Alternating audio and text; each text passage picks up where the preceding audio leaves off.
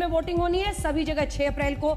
और फिर जब आप देखते हैं पश्चिम बंगाल की तरफ, तो याद रखिए 27 मार्च से लेकर 29 अप्रैल तक, यानी 1 महीने 2 दिन के अंतराल में 8 फेजेस में वोटिंग होगी। तो सबसे मुख्य दिन जो वोटिंग के लिए इन राज्यों में है वो है 27 मार्च, उसके बाद 1 अप्रैल, फिर 6 अप्रैल। 6 अप्रैल को तो सभी जगह होनी है। और याद रखिएगा 2 मई को पता चल जाएगा। जी हाँ, और इसके बाद 5 चरण बचेंगे पश्चिम बंगाल के। 6 अप्रैल के बाद चौथा चरण होगा पश्चिम बंगाल का 10 अप्रैल को, 5वां चरण 17 अप्रैल को, 6ठा चरण 22 अप्रैल को, 7वां 26 अप्रैल को, 8वां चरण 29 अप्रैल को, और वोटों की गिनती 2 मई को होगी। 2 मई को तय हो जाएगा पश्चिम बंगाल में, असम में, तमिलनाडु में, केरल में, पुडुचेरी में किसकी सरकार बनेगी। कैलेंडर आपके सामने आज तक ने रख दिया है, इसे याद कर लीजिए। इन 5 राज्यों में कब कब वोटिंग होगी और वोटों की गिनती 2 मई को होगी। नतीजों का ऐलान 2 मई को हो जाएगा। 8 फेजेस में जो ये पश्चिम बंगाल में वोटिंग कराई जा रही है, वो तारीखें एक बार फिर से आपको बता दें। पहले मैंने आपको बताया था 27, 1, 6, यानी 27 मार्च, 1 अप्रैल और उसके बाद से 6 अप्रैल। लेकिन उसके बाद भी है, और आप देखिए लगभग हर चरण में 30 से लेकर 40-45 सीटों पर वोटिंग हो रही है, जिसमें सबसे ज्यादा 5वें चरण में 45 सीटों पर वोटिंग होगी। 2 मई को सभी जगहों के नतीजे आ जाएंगे, तस्वीर साफ हो जाएगी। लेकिन देखिए असम में 3 फेजेस में चुनाव हो रहे हैं, पश्चिम बंगाल में 8 फेजेस में, बाकी जगहों पर एक ही फेज में, यानी चाहे वो तमिलनाडु हो, पुडुचेरी हो, केरल, वो सब हम आपको बता रहे हैं। कई खास मेहमान भी अब हमारे साथ जुड़ रहे हैं, जिनके साथ हम बातचीत करेंगे, क्योंकि कुल मिलाकर अब जो ये चुनावी तारीखों का ऐलान कर दिया गया है इन राज्यों में। हमारे साथ जेवीएल इस वक्त जुड़ रहे हैं भारतीय जनता पार्टी की तरफ से, और अभय दुबे हमारे साथ जुड़ रहे हैं कांग्रेस पार्टी की तरफ से।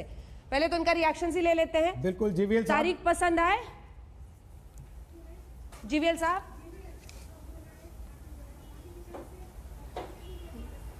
हाँ, तारीख पसंद आने, कभी भी चुनाव होते हैं, हम उसके लिए तैयार रहते हैं। और ये तो शेड्यूल पर हो रहे हैं सभी राज्यों में चुनाव। और 6 महीने पहले जब 5-6 महीने पहले जब चुनाव हुए थे, तब केवल बिहार के असेंबली के साथ साथ पूरे देश भर में उपचुनाव हुए थे। उस उपचुनाव के नतीजे उत्तर से लेकर दक्षिण, पूर्व से लेकर पश्चिम तक चारों तरफ भारतीय जनता पार्टी का विजय हुआ था।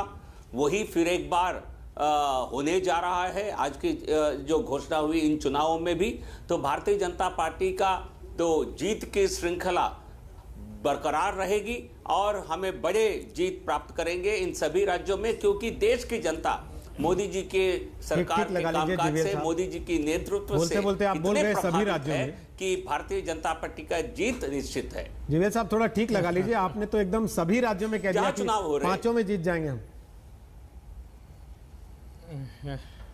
नहीं, देखिए सर, नहीं देखिए, तमिलनाडु में हम अकेले नहीं लड़ेंगे गठबंधन के साथ, और केरल में इस बार हमारी परफॉर्मेंस बिल्कुल अभूतपूर्व होगी। इस प्रकार हम पूरी तरह हम आश्वस्त हैं।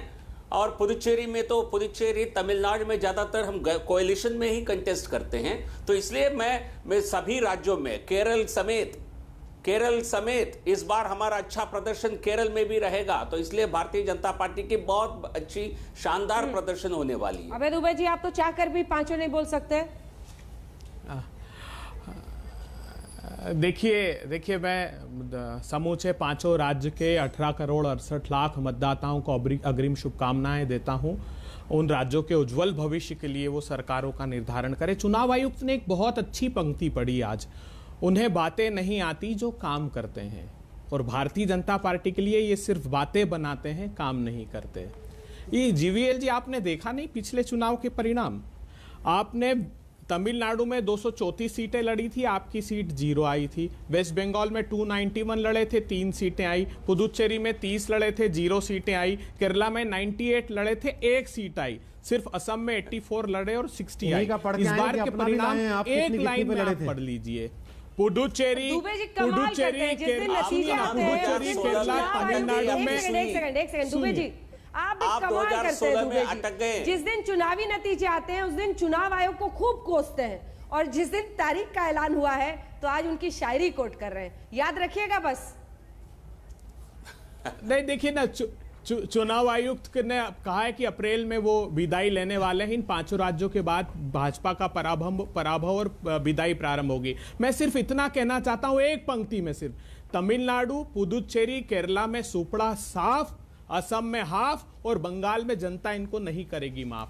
जिस वैमनस्य की राजनीति को इन्होंने आकार दिया है, विश्वास मानिएगा 6 चरण में थे तो 3 सीट, 8 चरण में है तो क्या हाल होगा ये जान लीजिए। मुझे याद है ये हाफ और साफ वाला नारा आप लोगों ने उत्तर प्रदेश में भी दिया था।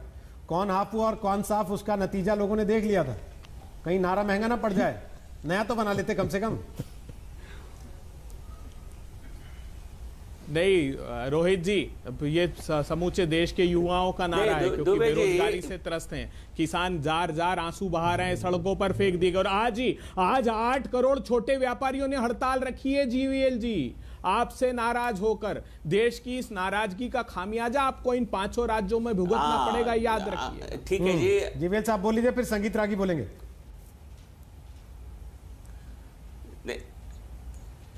देखिए, कांग्रेस पार्टी हर चुनाव के पहले बड़े बड़े बातें कहते हैं, नतीजे आने के बाद गायब हो जाते हैं। देखिए, सबसे बड़े बड़बोला कौन है? सबसे आपके नेता राहुल गांधी ऐसे बड़े बड़े दावे कर फिर दिखाई नहीं पड़ते हैं। इस बार भी मैं दावे के साथ कह रहा हूं, मई 2 के पहले ही वो इटली चले जाएंगे, फिर छुट्टियां मनाने के लिए चले जाएंगे। ये आपके नेता कम से कम चुनाव रैली तक नहीं पहुंच सकते हैं। केरल में भी पूरा चुनाव में भाग लेंगे, इसकी कोई गारंटी नहीं है। आपकी नेता को, आपकी पार्टी को मालूम है इन चुनावों में और एक बात, जिन राज्यों में चुनाव हो रहे हैं उसमें बहुत ज्यादा राहुल गांधी को कोसकर नहीं फायदा होने वाला है। ये देखिए ना, ममता बनर्जी की तस्वीर है, जबरदस्त तरीके से ताकत झोंक रही है। और तमिलनाडु कैसे ले लीजिएगा सर? 5 में से 5 कहां से आ जाएगा? केरल में, ये तमाम ऐसे राज्य हैं जहां पर आपको संघर्ष करना होगा क्षेत्रीय पार्टियों से, और तमिलनाडु में तो क्षेत्रीय पार्टियों का ही बोलबाला है। लगता है उनसे संपर्क टूट गया है। रागी जी, आज इतने जोश में दोनों बस चले तो तमिलनाडु भी जीत ले, जहां पर नामो निशाना है। नहीं, लेकिन अंजना जी, जो आपने बोला,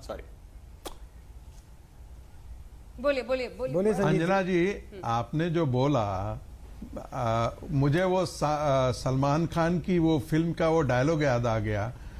थोड़ा सा उसमें एक वर्ड सिर्फ हटाना है। पांडे जी, आप बड़ी कमाल करते हैं। तो आपने सिर्फ इतना बोला कि दुबे जी आप भी बड़ा कमाल करते हैं।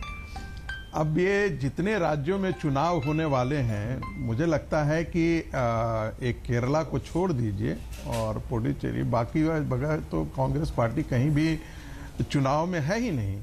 अभी दुबे जी ऐसा कह रहे थे कि 8 करोड़ व्यापारी लोग हड़ताल पे हैं, ये सारा आपका खामियाजा भुगतना पड़ेगा।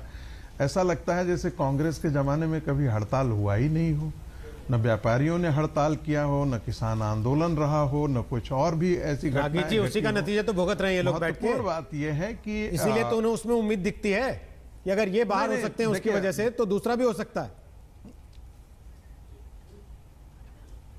देखिए, राजनीति संभावनाओं का ही खेल है और इसमें कोई दो राय नहीं है। लेकिन एक चीज हमें ध्यान देना होगा कि पश्चिम बंगाल और आसाम, इन दोनों जगहों में ना तो कांग्रेस पार्टी का कोई अब जाकर के आज के दिन में कोई वजूद रहा है। कांग्रेस पार्टी जहां जहां भी तीसरे या चौथे नंबर पर गई है, वहां से कभी भी दूसरे पायदान पर और पहले पायदान पर खिसक करके नहीं आ पाई है। इसलिए कांग्रेस पार्टी के लिए कोई संभावनाओं के द्वार यहां तो इन दोनों राज्यों में नहीं है। ठीक है, दक्षिण में हम यदि आपके पास चलते हैं तो तमिलनाडु की राजनीति में आप समझ सकते हैं कि कांग्रेस ग्राउंड से हमारी रिपोर्टर जुड़ गई हैं पश्चिम बंगाल कोलकाता से सीधे, और मुझे लगता है पौलमी आप बीजेपी दफ्तर में हैं मौजूद। स्मृति ईरानी का आपका इंटरव्यू देखा था हमने, वहां पर ममता बनर्जी सीख रही थी कि कैसे स्कूटी वो चला सके। कई लोग मदद कर रहे थे लेकिन हो ना पाया। आज स्मृति ईरानी ने करके एक संकेत देने की कोशिश है और वो कह रही है कि ड्राइविंग सीट पर हमें ही बैठना पड़ेगा। घमासान तारीखों का ऐलान।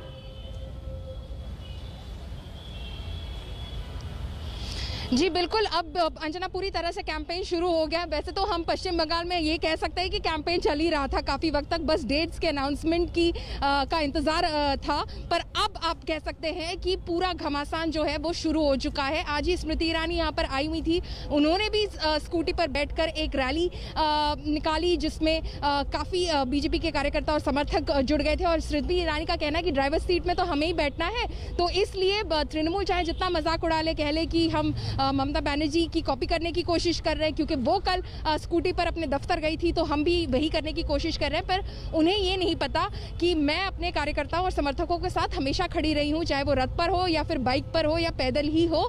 और यहाँ पर भाजपा के कार्यकर्ताओं ने अपनी जान दी है, तो इसलिए भाजपा उनके समर्थन में खड़ी है और भाजपा ही इस बार सत्ता में आएगी। अंजना, लेकिन पौलमी, चुनाव का प्रोग्राम जितना लंबा है, 8 चरण, 1 महीना 2-3 दिन तक चलेगा। नेताओं के लिए तो डेट शीट है ही, रिपोर्टर्स के लिए भी डेट शीट बहुत लंबी है ये। रोहित, जैसा मैं आपको बता रही थी, हमारे लिए तो कैंपेन काफ़ी वक्त से ही चल रहा है। एक तरह से ये इलेक्शन पहले कुछ महीनों से ही चल रहा है। हम तो बात ही करते थे कि ये इलेक्शन ऑलरेडी पीक कर चुका है, रोड शोज हो चुके हैं, रैलीज हो चुके हैं, जिस तरह का घमासान आपने सड़कों पर देखा है, क्लैशेस तृणमूल और भाजपा के बीच, वो भी हो चुका है। वायलेंस ऑलरेडी इस इलेक्शन ने देख लिया है पहले ही, डेट्स के अनाउंसमेंट से पहले। सो इसी वजह से जो निर्वाचन आयोग है, उनकी जो जिम्मेदारी है, उनका जो रोल है, वो बहुत ज्यादा बढ़ जाता है। 8 फेजेस का इलेक्शन इसीलिए हुआ है, जो भाजपा की डिमांड थी कि 8 फेजेस में ये इलेक्शन कीजिए इलेक्शन कमीशन के सामने, क्योंकि उनका कहना था कि सेंट्रल फोर्सेस का जो डिप्लॉयमेंट है उसका कंसंट्रेशन बहुत ज्यादा हो एक गली कूचे में। इस वजह से आप छोटे छोटे फेजेस में करोगे तो ये आसान रहेगा, जिस तरह से हम डिप्लॉय कर सके। बहरहाल उनका वो ये भी कहना है कि जो स्टेट पुलिस है, एडमिनिस्ट्रेशन है, वो स्टेट गवर्नमेंट के इंस्ट्रक्शंस पे काम करती है। तो अब देखना होगा, क्योंकि अब सारा कुछ जो है दारोमदार इलेक्शन कमीशन पर आ जाता है, तो सब कुछ उनके अंडर है, अंडर देयर वॉचफुल आई। तो वो इससे किस तरह से संभालते और फ्री एंड फेयर इलेक्शंस किस तरह से कराते, ये सबसे बड़ा चैलेंज रहेगा सुनील अरोड़ा के लिए। बिल्कुल हिमांशु, अभी तो फरवरी का महीना चल रहा है, 27 से वोटिंग शुरू होने वाली है, और जो घमासान अभी से हम देख रहे हैं टीएमसी वर्सेस बीजेपी, वो और भी पीक करेगा इस 1 महीने में। पूरा टाइम मिला है, 8 फेजेस उसके आगे, 1 महीने से ज्यादा में चुनाव। देखिए बिल्कुल जिस तरीके का कैंपेन अभी चल रहा है, उस तरीके से ये कहा जा सकता है कि जैसे जैसे चुनाव का नजदीक आता जाएगा, पहला फेज नजदीक होगा, वैसे वैसे जो है कैंपेन तेजी से बढ़ता जाएगा और इस तरीके की बयानबाजियां आपको देखने को मिलती रहेंगी। इस तरीके से राजनेताओं के जिस रैलियां आपको देखने को मिलेंगी और एक दूसरे के ऊपर बयानबाजी तो निश्चित तौर पर होगी। और क्योंकि बंगाल का चुनाव है और इस बार का चुनाव 2016 या इससे पिछले जितने चुनाव हैं उनसे बदला हुआ आपको नजर आएगा। जिस तरीके से आपने 2019 का लोकसभा चुनाव देखा था, उसी तरीके तर्ज पर जो है 2021 में विधानसभा चुनाव बंगाल में आपको नजर आएगा। लेकिन बड़ी बात यह है कि असम में 3 फेज में चुनाव होने जा रहे हैं। बीजेपी की वहां पर सरकार है, वहां उनको अपनी सत्ता को बचाना है और बंगाल में उनको सत्ता को छीनना है, और वो भी तब जब 70 साल से जो है बीजेपी बंगाल के अंदर सरकार बनाने का सपना सोचे हुए है। शायद इस बार पूरी बीजेपी ने अपनी ताकत झोंक दी है कि बंगाल में उनकी सरकार बने। और इसीलिए आप देखिए कि 2019 के लोकसभा चुनाव में, अंजना, मैंने पहले भी कहा था कि 18 लोकसभा सीटें जीती थी बीजेपी ने। बहुत बड़ा एक कह सकते हैं कि बीजेपी के लिए वहां विक्ट्री थी और 40% से ज़्यादा का मत प्रतिशत बीजेपी ने हासिल किया था।